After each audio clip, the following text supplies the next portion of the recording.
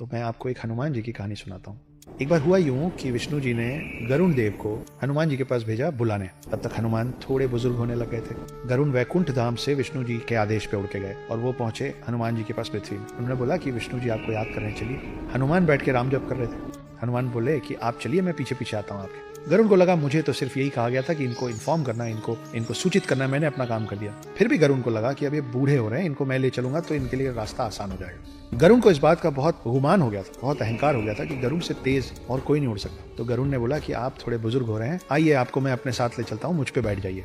हनुमान जी ने फिर से कहा कि मैं अभी अपना जाप खत्म करूंगा, उसके बाद आऊंगा, आप चलिए मैं आता हूँ। गरुण निकल गए। गरुण पूरे स्पीड से उड़ के वापस विष्णु जी के पास वैकुंठ धाम पहुंचे।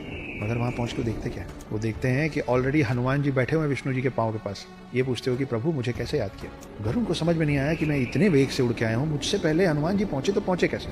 और उनके दिमाग में एक और सवाल था कि अगर हनुमान जी यहाँ पहुंच भी गए थे तो द्वारपाल जो उस दिन सुदर्शन चक्र थे वो हनुमान को अंदर कैसे आने दिए। सुदर्शन चक्र ने हनुमान को विष्णु जी के पास आने से रोका क्यों नहीं। तो खोज शुरू हुई कि सुदर्शन चक्र है कहाँ, द्वारपाल सुदर्शन चक्र अगर द्वार पे नहीं है तो गया कहाँ।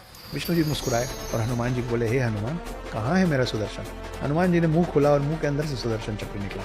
सुदर्शन चक्र को इस बात का अभिमान हो गया था कि उससे ताकतवर कोई अस्त्र शस्त्र नहीं है, और गरुण देव को इस बात का अभिमान हो गया था कि उनसे तेज कोई उड़ नहीं सकता। हनुमान जी ने एक ही सफर में इन दोनों की सारी गलतफहमी दूर कर दी थी। वो अस्त्रों में सर्वश्रेष्ठ सुदर्शन चक्र को निगल गए थे और गरुण से पहले विष्णु जी के पास पहुंच गए थे। ये हैं हमारे हनुमान।